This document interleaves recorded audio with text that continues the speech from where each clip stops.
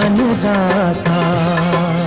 पग पग पर है संग तुम्हारे अन्नदाता। लहू किसानों का बन के पसीना सींचता है धरती का सीना।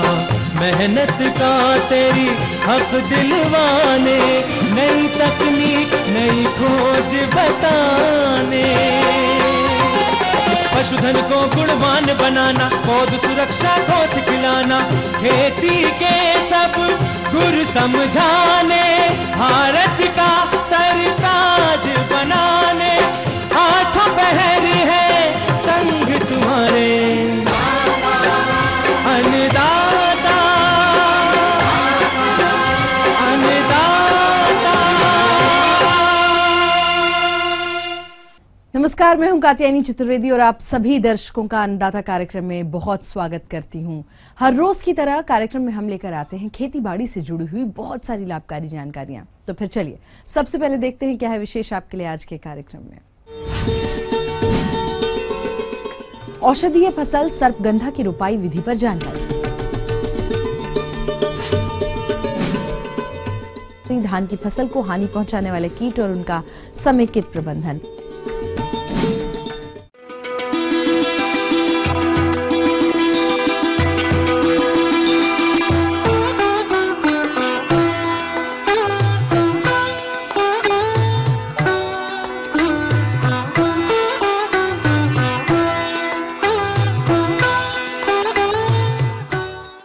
परंपरागत फसलों में से हटकर हमारे प्रदेश में कुछ किसान भाइयों का रुझान औषधीय फसलों की ओर हुआ है, जिनमें सर्पगंधा की बात अगर की जाए तो अभी इनकी रुपाई का उत्तम समय चल रहा है। और यदि आप इसकी खेती करना चाहते हैं तो इसकी रुपाई करते समय आप कौन कौन से प्रमुख बिंदुओं पर ध्यान दें, इस विषय पर अपने अनुभवों को बता रहे हैं जिला पूर्णिया के प्रगतिशील किसान जितेंद्र कुशवाहा।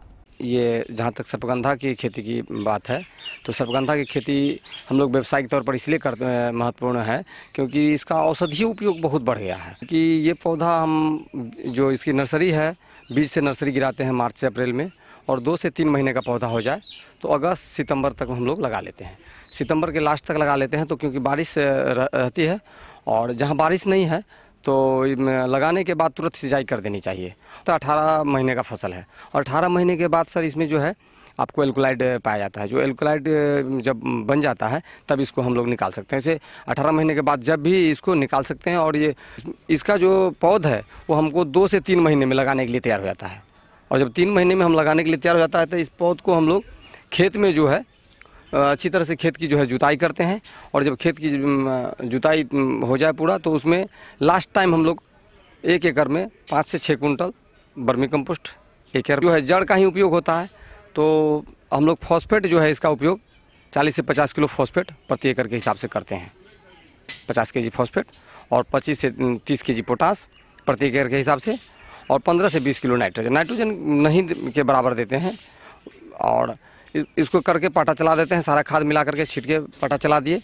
और पाटा चलाने के बाद में हम पूरी खेत जब तैयार हो गया तब हम इसको 22 इंची लाइन से लाइन की दूरी और पौधा से पौधा की दूरी 18 इंची रखते हैं। और इंटरक्रॉपिंग फसल लेना है इसलिए हम लोग 22 से 22 इंची पर ही इसको लगाते हैं, तो ताकि हमारा जो बीज वाला फसल है वो अच्छे ढंग से हो जाता है।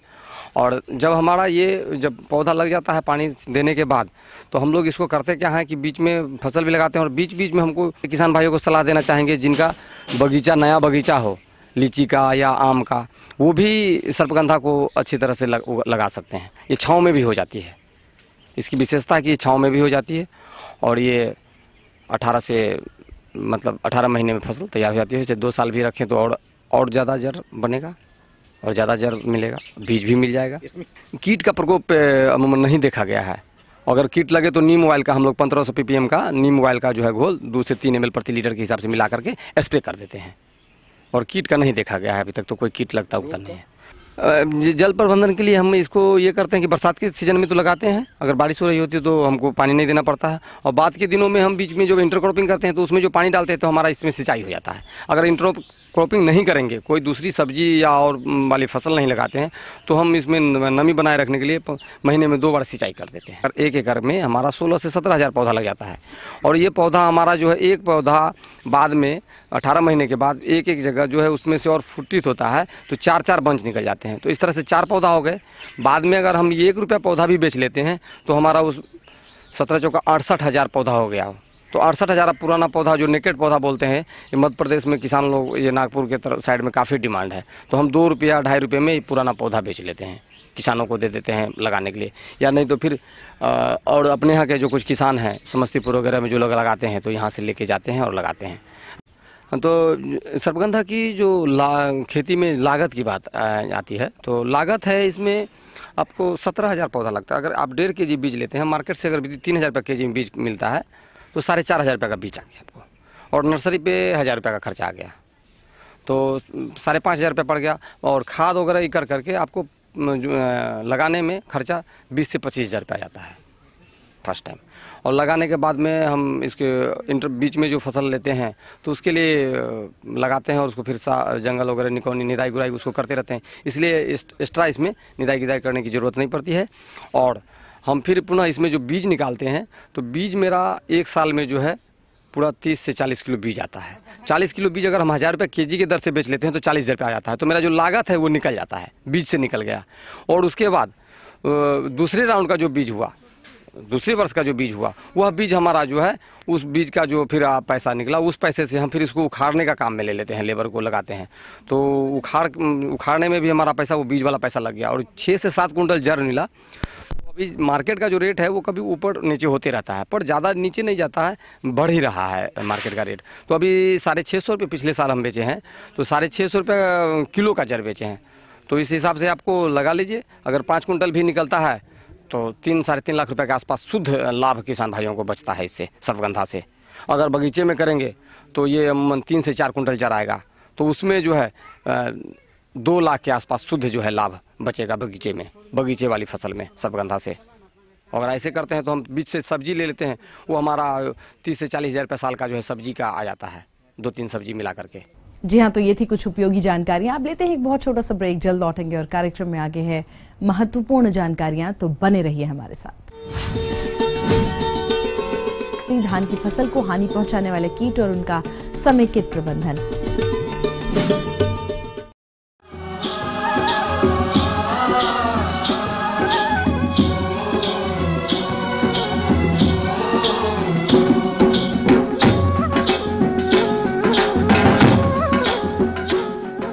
ब्रेक के बाद आप सभी दर्शकों का एक बार फिर से बहुत स्वागत है अन्नदाता कार्यक्रम में, और बढ़ते हैं अपनी अगली प्रस्तुति की ओर।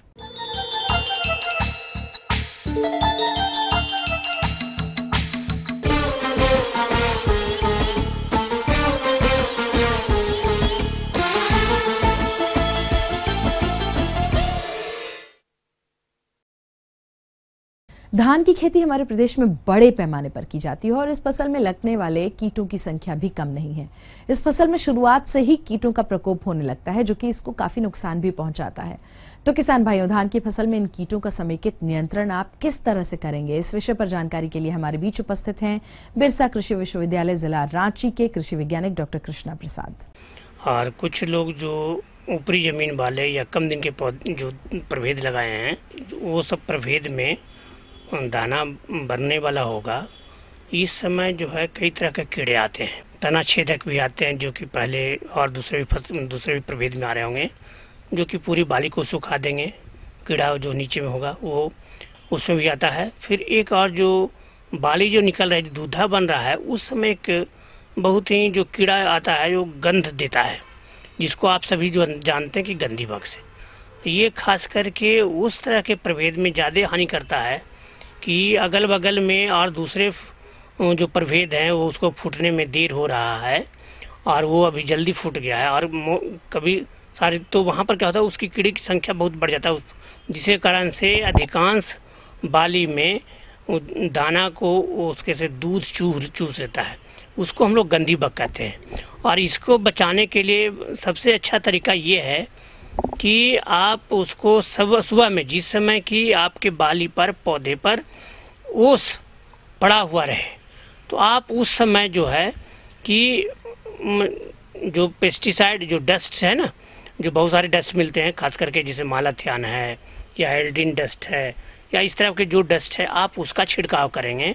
और ये ध्यान रखें कि आपका छिड़काव का जो मात्रा है, आपको 20 से 25 kg पाउडर जो लगेगा 1 हेक्टेयर के लिए लगेगा, जो कि 1 हेक्टेयर मतलब कि 2.5 एकड़ ज़मीन में जो खेती होगा उसके लिए पर्याप्त होगा। तो आप उसके अनुसार से आपकी कितनी जो अब ज़मीन है जिसमें लगा हुआ है, आप उससे निर्धारित करके आप अपना खरीद करके उसका उपचार करें, भर में उसका छिड़काव करें, जिससे कि वो जा करके उस पर चिपक जाए और इसके तब आपको गंदी बग से छुटकारा पाएगा। और जो दूसरे जो कीड़े हैं, जैसे साड़ा कीट है, उससे जब बचाव करना है तो आपके पास फोरेट है, थाइमेट है, इसका अप्लाई करेंगे। फिर और जो दूसरे जो कीड़े हैं, तना छेदक वगैरह है, तो मोनोसिल वगैरह है, आप इसको देख करके अपने फसल को सुरक्षित रख सकते हैं। धान की बाली काटने वाले कीट या सैनिक कीट, इस कीट की सूड़ियां ही हानिकारक होती हैं। ये सूड़ियां दिन में कल्लों, दरारों में छुपी रहती हैं। प्रारंभ में ये कोमल पत्तियों को खाती हैं, परंतु धान के पकने के समय सायंकाल पौधों पर चढ़कर बालियों को काटकर गिरा देती हैं। ये कीट गंदे भूरे, पीले तथा भूरे सिर वाली होती हैं। इसके प्रबंधन के लिए शीघ्र तथा मध्यम देर से पकने वाली प्रजातियों का चयन करें। रोपाई जुलाई के प्रथम सप्ताह तक अवश्य करें। बैसिलस थ्यूरिनजिएंसिस की 1 से 1.5 किलोग्राम मात्रा 500 से 700 लीटर पानी में घोल बनाकर प्रति हेक्टेयर की दर से छिड़काव करें। जब 4 से 5 सूड़ी प्रति वर्ग मीटर दिखाई दे तो क्यूनोलफास या क्लोरपाइरिफॉस की 1.5 लीटर मात्रा 800 लीटर पानी में घोलकर प्रति हेक्टेयर की दर से छिड़काव करना चाहिए। धान का हरा फुदका, प्रौढ़ कीट हरे रंग का पंखों के अंतिम भाग पर काले रंग का धब्बा होता है। शिशु तथा प्रौढ़ दोनों पत्तियों का रस चूसकर हानि पहुंचाते हैं। प्रभावित पत्तियां पहले पीली पड़ती हैं, बाद में कत्थई रंग होकर नोक नीचे की तरफ सूखती हैं। कीट टुगरू वायरस के वाहक होते हैं। इसके प्रबंधन के लिए खेत को खरपतवार से मुक्त रखना चाहिए। संतुलित उर्वरकों की मात्रा का प्रयोग करना चाहिए। नीम ऑयल 2 लीटर प्रति हेक्टेयर की दर से 600 लीटर पानी में घोलकर 2 से 3 छिड़काव 10 दिनों के अंतराल पर करें। नरई कीट या गौल मिर्च, प्रौढ़ मक्खी रात्रि में सक्रिय रहती है। इसके प्रकोप के फलस्वरूप बाल न बनकर प्याज के पत्ती के समान की रचना बन जाती है। इसके प्रबंधन के लिए रोपाई 15 जुलाई से पहले करनी चाहिए। खेत को खरपतवारों से मुक्त रखना चाहिए।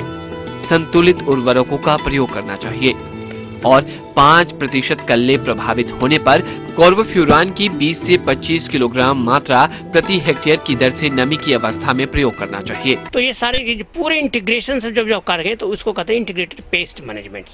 और इस इंटीग्रेटेड पेस्ट में तो हमको नेचुरल टाइम में वो ज़्यादा अच्छा होता है और इसमें हमारा इन्वायरमेंटल का भी टोटल सेफ्टी होता है। आगे और भी कुछ रोचक जानकारियां आपके लिए हैं, लेकिन यहाँ पर एक बहुत छोटे से कमर्शियल ब्रेक के लिए रुकेंगे, जल्द होंगे हाजिर। सूकरों के अच्छे बढ़वार के लिए कैसे करें उनकी देखरेख।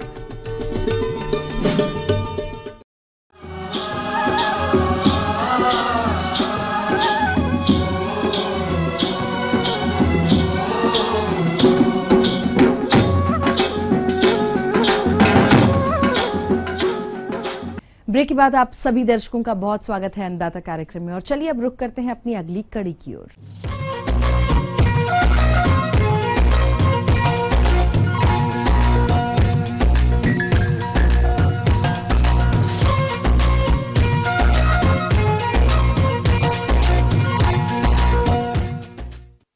तो किसान भाइयों, अगर सूकर पालन व्यवसाय की बात की जाए तो ये व्यवसाय हमारे राज्य के बहुत सारे किसान भाइयों द्वारा अपनाया जा रहा है, जो कि लाभकारी भी सिद्ध हो रहा है। परंतु इस व्यवसाय की सफलता तभी संभव है जब सूकरों की देखभाल, आहार और आवास प्रबंधन अच्छी प्रकार से की जाए।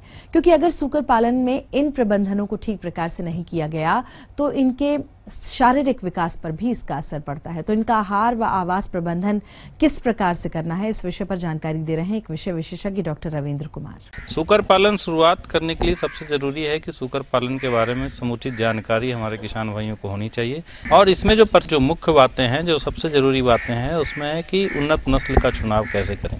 तो उन्नत नस्ल जो सूकरों में सबसे अच्छा नस्ल जो माना जाता है वो TNT नस्ल है। और TNT में उनको कम से कम 5 से 6 गुना ज़्यादा लाभकारी है। टीएनडी सूकर जो है ये संकर नस्ल है और ये विदेशी टाइम बर्थ और देसी जो लोकल हमारा नस्ल है, ये दोनों को संकरण से बना है। और टीएनडी में बढ़ने की क्षमता, बच्चा देने की क्षमता ज़्यादा होती है। ये देसी की तुलना अगर उससे करते हैं तो देसी की तुलना में ये काफ़ी तेज़ी से बढ़ता है। तो इस तरह से टीएनडी सूकर पालन जो है वो ज़्यादा लाभकारी होता है। टीएनडी सूकर गाँवों के वातावरण में भी अच्छी तरह से इसको पालन कर सकते। शुरुआत दौर में वो छोटे स्तर पर भी कर सकते हैं, 2 मादा 1 नर से भी शुरुआत कर सकते हैं, या जो बड़े स्तर पे करना चाहते हैं वो 8 मादा 2 नर से भी इसकी शुरुआत कर सकते हैं। इसके लिए आपको आवास निर्माण करना होगा। आवास निर्माण के बाद जो है आप छौने जो है टीएनडी नस्ल के छौने खरीद कर लाएं और उसका पालन करें। उसके बाद जो सबसे ज़रूरी जो बात है उसमें खान पान की उचित व्यवस्था।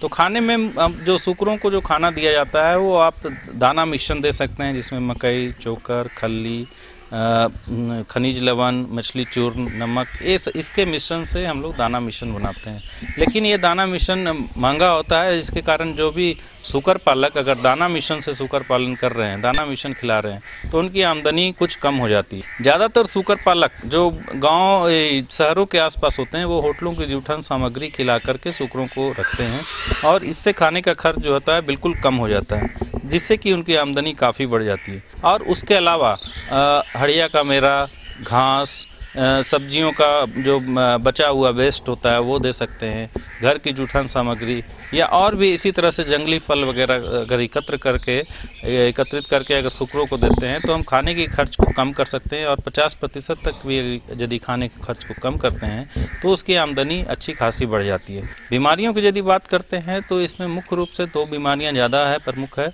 जिसमें एक है कि खुरहा चपका जिसको एफएमडी कहते हैं और दूसरा है स्वाइन फीवर बीमारी। तो खुरहा चपका जो बीमारी होती है इसका जो लक्षण होता है कि पैर में घाव हो जाता है, मुंह में घाव हो जाता है। सूकर जो है खाना पीना कम कर देती है, शुरू में तेज बुखार होता है, सूकर चलने फिरने में असमर्थ होता है, धीरे धीरे जो है सूकर खाने की कमी के कारण वो कमज़ोर हो जाते हैं और दूसरे बीमारियां भी जो है उसको ग्रसित कर लेती है और उसकी मृत्यु हो जाती है। खास करके छोटे छौने में इस बीमारी से मृत्यु अधिक होती है। इसलिए इस बीमारी, चूँकि ये विषाणु जनित रोग है, तो ये बीमारी से बचाव के लिए हम लोग को टीकाकरण करना चाहिए। और एक टीकाकरण जो है एफएमडी या खुरहा चपका जो बीमारी होती है, इसका पहला टीका जो है जब बच्चे को माँ से अलग करते हैं 6 से 8 सप्ताह की उम्र में पहला टीका करना चाहिए। उसके बाद हर 6 महीने पे इसका टीकाकरण करने से इस बीमारी से बचाव हो सकता है। दूसरा बीमारी है कि स्वाइन फीवर, जिसको सूकर ज्वर भी कहते हैं। ये बीमारी का जो लक्षण है इसमें तेज बुखार होता है और सूकर जो है अचानक मरने लगते हैं, खाना पीना कम कर देते हैं। तो उधर 70 से 80%, कभी कभी 90% तक इसकी मृत्यु दर हो जाती है। तो इसमें जो है कि इस बीमारी, ये भी विषाणु-जनित रोग है और इस बीमारी से बचाव के लिए भी टीकाकरण करना आवश्यक है। और पहला टीकाकरण 6 से 8 सप्ताह की उम्र में, फिर हर 6 महीने पे इसका टीकाकरण कर दें। इसमें 1 ml मात्रा, टीके की 1 ml मात्रा जो है चमड़े में दी जाती है, तो इससे 6 महीने तक इस बीमारी से बचाव होता है। पुनः 6 महीने के बाद इसका टीकाकरण करने से इस बीमारी के प्रकोप से हम बच सकते हैं। रखरखाव में खास करके आवास निर्माण काफ़ी ज़रूरी है कि जब सूकर पालन जो कर रहे हैं उनमें आवास का निर्माण के लिए मुख्य रूप से आप जो है उसका ज़मीन जो है कि वो पक्का करें, वो ढालू होना चाहिए, पक्का होना चाहिए तो ज़्यादा अच्छा होता है, क्योंकि इसमें जो है कि कोड़ने की जो होती है क्षमता होती है। और जो अगर कच्चा फ्लोर है तो उसको ज़मीन को वो कोड़ते हैं, जिसके कारण पानी का जमाव होता है और बीमारियों का प्रकोप अधिक बढ़ जाता है। इसलिए आवास का निर्माण करने समय ये ध्यान देना चाहिए कि अंदर का जो वातावरण है वो ठंडा हो और गर्म ज़्यादा ना हो, क्योंकि सूकरों को खास करके गर्मी से बचाना है। और आवास जो है वो साफ़ सुथरा हो, सफाई अच्छी हो और गीलापन नहीं हो, यानी मॉइस्चर जो है, ह्यूमिडिटी है वो कम होनी चाहिए। इस तरह से आवास का निर्माण करें। आवास का निर्माण आप सस्ता भी कर सकते हैं, ऊपर एस्बेस्टस, छत में एस्बेस्टस दे सकते हैं या खपड़ा भी दे सकती हैं। जो भी लोकली अवेलेबल जो आपको आसपास में जो भी सामान जो है आराम से या सस्ते दर पर मिलता है उसका उपयोग करके आवास का निर्माण कर सकते हैं। आवास का निर्माण बहुत ही ज़रूरी है, खास करके जो बड़े स्तर पे करना चाह रहे हैं, बड़े स्तर पे सूकर पालन कर रहे हैं, उसके लिए खास करके बहुत ही ज़रूरी है कि अच्छी आवास देंगे, तभी बीमारियों का प्रकोप जो होता है सूकरों में वो कम होता है। सूकर स्वस्थ रहेंगे, बच्चे देने की क्षमता, बढ़ने की क्षमता अच्छी रहेगी और आपको ज़्यादा से ज़्यादा फायदा होगा।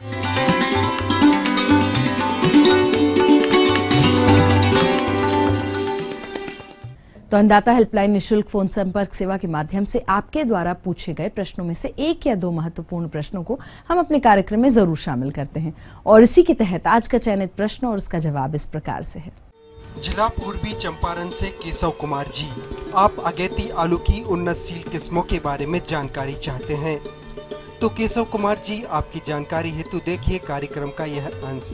आलू की उन्नत प्रजातियां कुफरी अशोका, कुफरी सूर्या, कुफरी पुष्कर एवं कुफरी पुखराज, जिसकी अवधि 80 से 90 दिन की होती है। सितंबर की शुरुआत में ही इसकी बुआई कर सकते हैं।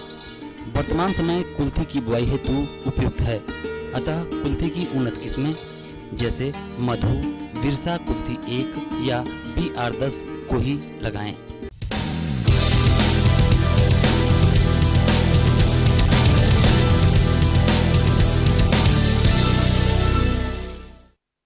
तो राज्य की विभिन्न मंडियों में कृषि उत्पादों के चढ़ते उतरते बाजार भाव की संक्षिप्त जानकारी इस प्रकार है।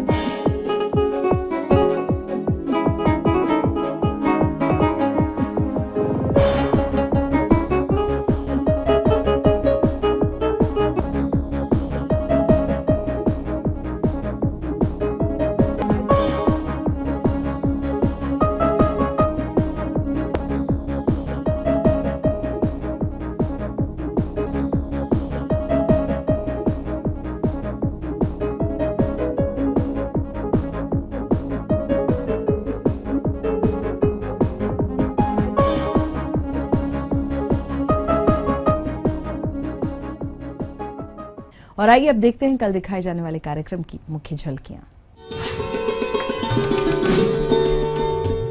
सरगुजा की अधिक उपज देने वाली किस्में और वैज्ञानिक बुआई तकनीकी। अच्छी उपज हेतु बाजरा की फसल में रोग नियंत्रण।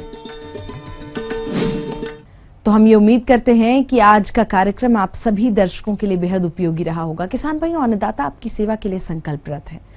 कृषि संबंधित समस्या और सुझावों के लिए आप हमें इस पते पर संपर्क भी कर सकते हैं और हमारा पता है प्रोड्यूसर अन्नदाता, ETV Bihar Jharkhand, Ramoji film city Hyderabad 501512। साथ ही आप हमें ईमेल भी कर सकते हैं। हमारा ईमेल एड्रेस है annadatabihar@etv.co.in। और इसके अतिरिक्त आप हमें निःशुल्क हेल्पलाइन नंबर 180010084599 पर सोमवार से शनिवार सुबह 10 बजे से शाम 4 बजे के बीच में कभी भी संपर्क कर सकते हैं। और फिलहाल अन्नदाता की पूरी टीम को दीजिए इजाजत। कल फिर इसी समय आपसे होगी मुलाकात कृषि संबंधित कुछ और रोचक जानकारियों के साथ। तब तक के लिए नमस्कार।